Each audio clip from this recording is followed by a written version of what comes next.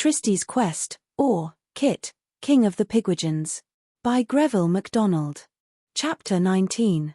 Robin's airball becomes alive again, and the river water does wonderful things. Kind Miss Duckling, Kit and Davy revive. The mother and I cannot feel quite sure of the exact hour that Trystie came home and took away the 2 willow pattern mugs and the wooden bowl I had carved outside with grapes and vine leaves. It must have been near midday. She had been sitting up all the night with Kit and Davy. They were both ill with some sort of sickness the doctor could not understand. They had no fever, he said, but were rapidly growing thinner. Their lips were dry and their skins dry and cold. But they slept like 2 logs, though sometimes talking nonsense in their sleep. 3 nights and days they had been like this. The mother had sat up each of these nights, getting but snatches of sleep in the daytime. The morning before, a bright sunny day, Davy had waked up for a moment and looked quite well, but soon fell asleep again. Early that night, Kit had shouted at the top of his voice, "Mother! Father!" so that the old house rang with it, but she could not make him realize that he was in her arms. He soon fell asleep again. A most puzzling point, though there was no apparent reason for associating it with the boy's illness, was that the clothes Kit had worn on the day before he fell ill had, boots and all, disappeared. The morning of which I write was gloomy and drenching wet. The mother was almost worn out, and her heart seemed like to break. I left her at last asleep in the kitchen. She had put her head down on the table, too weary to hold it up longer. Somehow, even in my grief, I noticed her pretty neck and the innocent little curls that, taking advantage of her disordered days, had got out of bounds. I left her, treading as quietly as possible with my heavy boots on the brick floor. Every now and again I returned to peep in at the window, but, seeing her still sleeping, I would leave her again. The last time I looked in, she had just wakened, and I wondered to see the serene, if hardly yet happy, light in her eyes. I went in to her. She greeted me with something of her usual sweetness. "I've had such a wonderful sleep, Shepherd," she said, looking at once into my eyes and far beyond them. "I know the boys will be well again and very soon now, I think. Trystie has been here, and has taken away their own 2 mugs and your wooden bowl. Look," she added, "they are gone. And I feel as if she had brought to me some sort of happy news, but what it is, I don't know." Yet still Kit and Davy were ill. Whether it was the rain that did not cease pouring down in torrents the whole of that day, or whether it was that Robin was fretting for his brothers, we could not say, but this child too was now growing restless and pale. He would do nothing but sit by the twins in the parlor rolling up and unrolling the string of his burst airball which for many weeks he had cherished, or stretching out its rubber as if he would fit together the rent in it. The powdery blue of it had long vanished, and nothing was left of it but a rag. Yet today the child seemed to be lavishing his heart upon it as a little girl spends hers upon a tattered doll. After dinner I had gone up to see the boys and had thought them both better, though they would still take nothing but milk, and only if it was put into their mouths. When I came down again, the sun suddenly shone out, and Robin too in sympathy. "Father," he suddenly exclaimed, in great excitement, "there's Davy's squirrel in the orchard. I do believe my fairy airy ball is going to fly again." Barefoot, he ran out into the garden and through the wet orchard, the squirrel leaping before him, and carrying in his mouth 2 queer nuts on one stalk. Robin disappeared into the cowbyre. Then I looked up to the sky, and at the ripening wheat which stretches away towards the copse and the downs beyond. A good farmer always has a fatherly feeling towards his crops, hoping his management will prove fruitful. My wife had eaten some dinner, so I was happier. "It's a queer day, Mother," I said. "There's more mischief brewing, for all the bright sun and a lovely stretch of blue sky. But certainly the boys look better, and I begin to wonder if Curdie has something to do with this queer illness." Not a soul had seen the dog since the boys began to be ill. I feel as if they were really away with him somewhere, perhaps with Trystie in Fairyland. But the boys certainly are better, and quite a bit like themselves.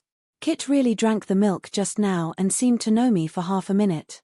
"If you really think Trystie has been home, that makes me a deal happier. There's the mugs and your bowl," asseverated the mother. Seeing that they were certainly not there made her remark decisive and unanswerable.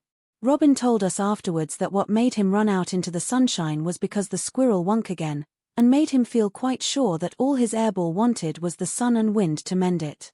He lost sight of the squirrel, it seems, Directly he reached the orchard, and then went into the cow byre because he thought the little creature must have run in there to play hide-and-seek. But, as he could not see him anywhere, he sat down on the milking stool to think what he should do.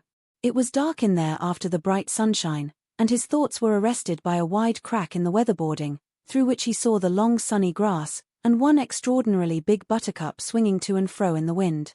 In it he spied, sitting on the edge of one petal, a little fairy, with her feet in a pool of rain through which the carpels and anthers were standing. She was splashing and kicking water out with her toes. The child ran out again and round the wooden building to make friends with the little person. When he got there, the buttercup was taller than ever, right up to his shoulders. The flower itself was as big as his porridge bowl, and the fairy lady just as big as she would be. "Have a drink, Robin," she said sweetly.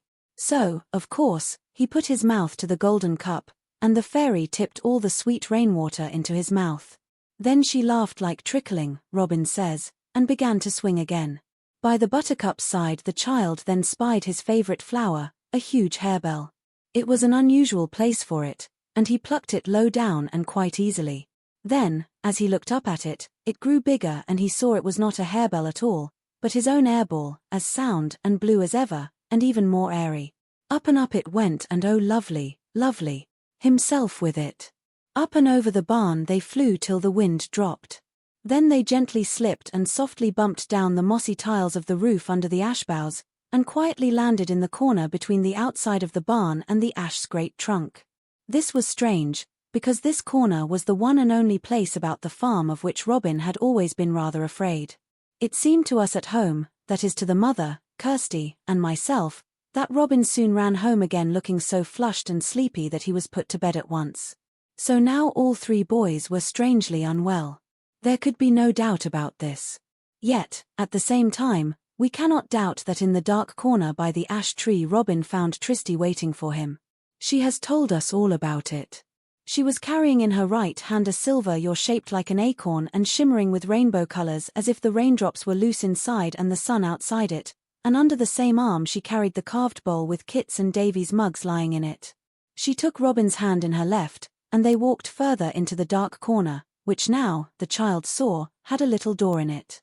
They pulled the latch and went down some steps into the dark. Before the door had closed behind them, hideous cries met their ears, and among them the children heard again and again the words, "The creaky cart, the creaky cart." It was now that Trystie realized that she had climbed out of the river, and that the effort at doing so had not been so terrible as it must have been had she, when she first looked down into Gallybird's hole, allowed fear to conquer her. Instead of giving it opportunity for doing this, she had just done what she had been told to do by her godmother and gone through the rainbow curtain.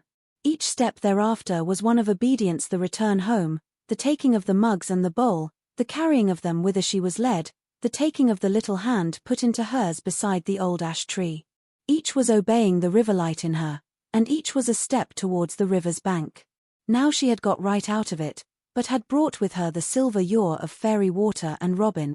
In my mind I can see our brave Trystie standing there in that low round archway, over which was written the Garden of Silence, clad only in her nightgown and her thick, long black hair, holding by one hand the little boy with his bare legs and feet, his loose hanging smock, his blue eyes and straw-colored curly hair, and holding fast his blue airball. All about her stood at some little distance, as if terrified at her, a crowd of the ugliest mockeries of life conceivable. Robin seemed to have no fear with his hand safe in Trystie's. She says he hardly seemed to realize the horrible creatures, so happy was he in holding his airball again. For her own part, she tells us, the sense of horror that had assailed her when she had first looked down into the hole upon these Pigwidgeons seemed to have fallen away from her and to have given place to a sense of great pity, so that she wanted to help the miserables out of their ugliness. Trystie moved towards them. The lady of the wardrobe, as Trystie afterwards understood her office to be, came forwards, looking rather pretty in the moleskin coat. But she immediately turned and rushed back, exclaiming, "She's dragging it into the creaky cart." Then she fell down and lay still. Trystie knew that cold water poured onto the face of anyone in a faint quickly restored her. So she went up to the wardrobe lady, while the crowd retreated further. She kneeled down by her and gently poured a thin stream of the river from out of the silver ewer over the white face. The water shone as if in sunlight, and around it played a faint mist with rainbow colors dancing upon it. The poor little white face came alive with the flicker of a real smile upon it. She sat up and held out her unshapely hands, in one of which, Trystie then saw, she was holding a piece of dirty white tape neatly tied into a bow.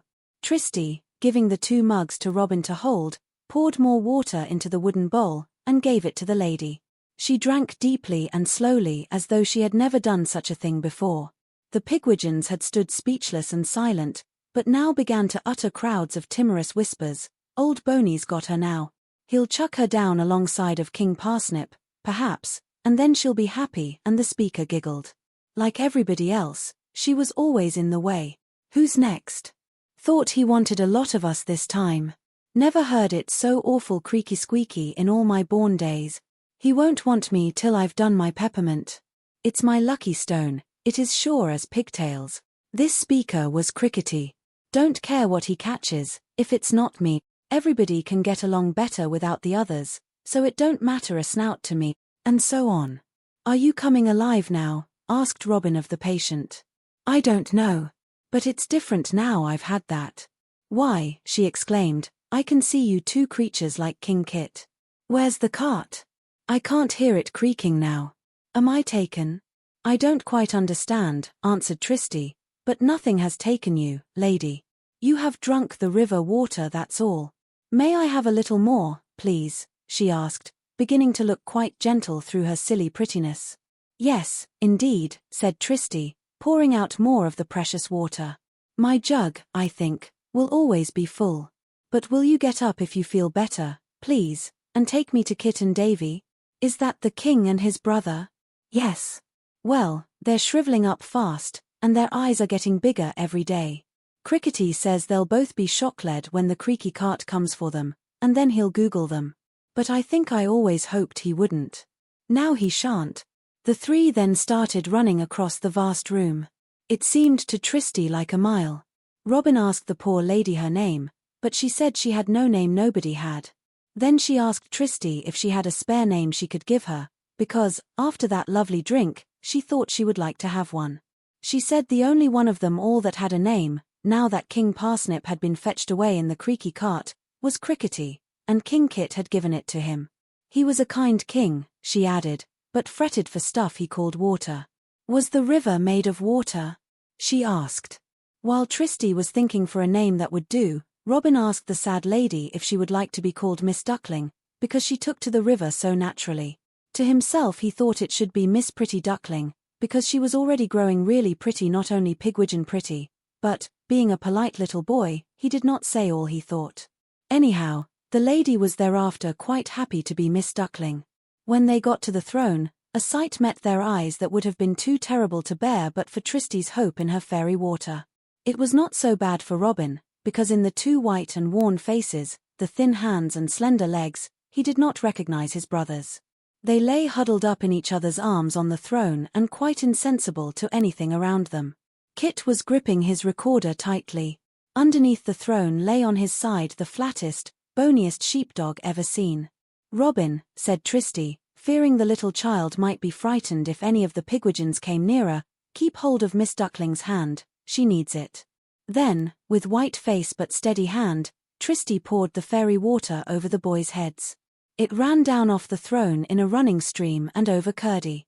It ran, and deepened as it ran, till it flowed over the steps and under the doorway into the Garden of Silence.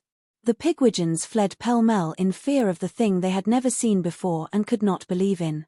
As they ran they shrieked yet again, the creaky cart. Kit and Davy sat up, but could hardly yet see because the deep sleep they had been living in had almost carried them too far away to come back again. Trystie filled Kit's mug and gave it to him to drink, next, Davy's, and gave it to him. Then she filled the wooden bowl and set it before Curdie, who had staggered onto his legs when the water ran over him. Water at last. 2:05 It seemed to Trystie and Robin that they stood before the 3 beloved thirsty creatures for 10 or more minutes before they stopped drinking. When at last their thirst was over, the boys' color came back and they looked quite like themselves although still very thin. They jumped off the throne and clung to Trystie and Robin, laughing and crying and telling them all about it. Curdie gave but 2 leaps at Trystie, and then, wise old dog, saw that he might wait his turn. So he just went up to Miss Duckling and apologetically offered her his paw, smiling in his quaint and winning fashion. It appeared that the wardrobe lady was the only person about the court who had the vestige of a heart.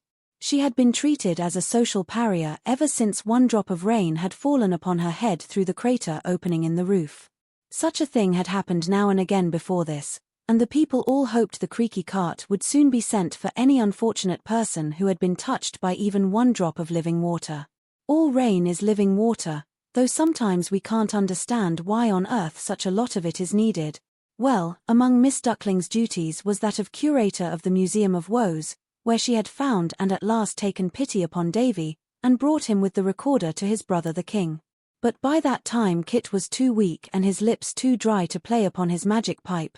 Indeed, he could not even remember what it was for.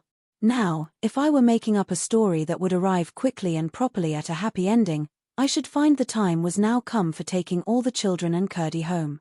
I should perhaps have to make the boys get well from an illness to find they had been only dreaming all about the Pigwidgeons and the rest of it.